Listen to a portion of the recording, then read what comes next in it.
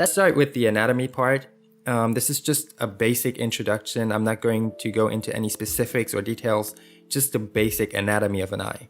So the white part, this right here, and you can also see it here. And on this eye, it's this part. And over here, it's this. So the white part is called the sclera. And you don't have to remember all these names, but I just write them down for this tutorial. So the next part we have is the iris. It's the round part right here. So this is the iris. Next up we have the caruncle. It's a bit of a silly name, but it's down here. It's basically the teardrop area. So this is the caruncle. And we have the epicanthic fold, which is up here. It's super important to know this part. I believe it's called the epicanthic fold, but I'm not sure. Maybe it's called the epicanthic crease. I have no idea. What we're focusing on the most in this tutorial is the white part, because we're basically only going to draw the white part at first. And this is the trick. So the problem is when we're drawing eyes, we tell our brains that we're about to draw an eye. And once we do that, our brain jumps in and it starts to make it more complex than it has to be. So it starts confusing us.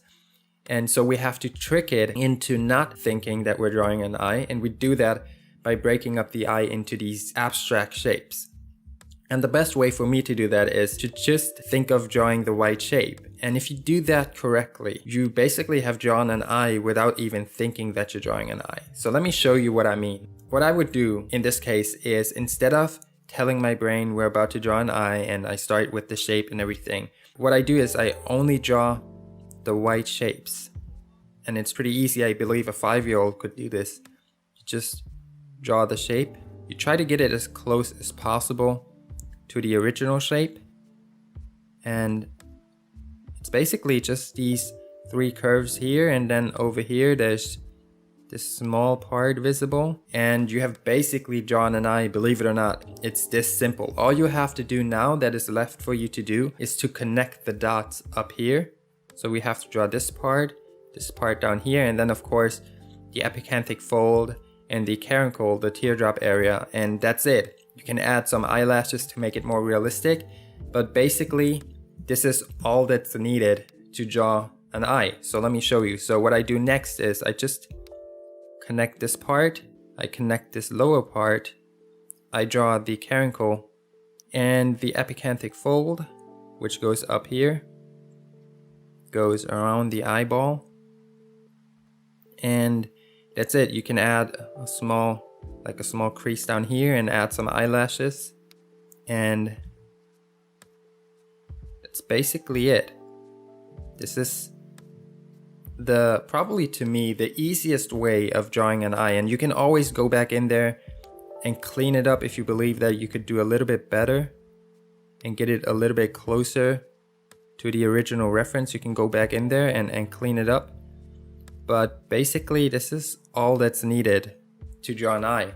And so by only thinking of the white shape of the eye, it becomes so much easier. So only remember to always focus on the white part. It's called the sclera. You don't have to remember the name, but just take like a bunch of references and give this method a try and see if it works for you and if it makes it easier for you to draw eyes. So for the next eye, we're doing exactly the same. I'm drawing the left shape, the left white shape, like this, connects down here, and then the other side comes down like this, and it connects.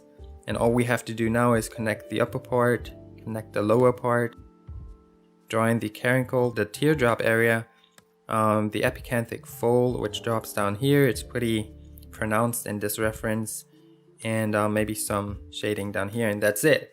And of course you can go back in there, add some eyelashes, but generally this is how I would draw an eye. It's pretty easy, pretty basic to do. And next up is, I believe this is an Asian person.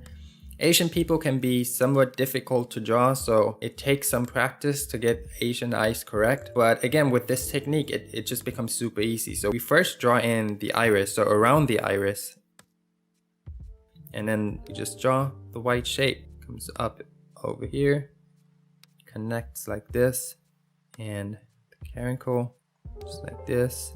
Connect the upper part, draw in some eyelashes. And now with this eye, because she has a pretty dark iris, you can basically just make it black and add a basic highlight. And that's it. I forgot the epicanthic fold up here. Draw this in. Perhaps a rough indication of her eyebrow.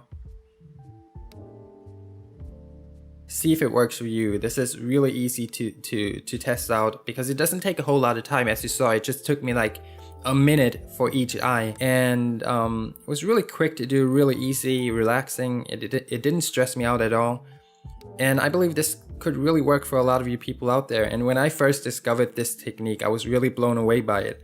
So at first I thought it's just like a silly gimmick, but the more I actually like really gave it a chance, the more I learned to love it.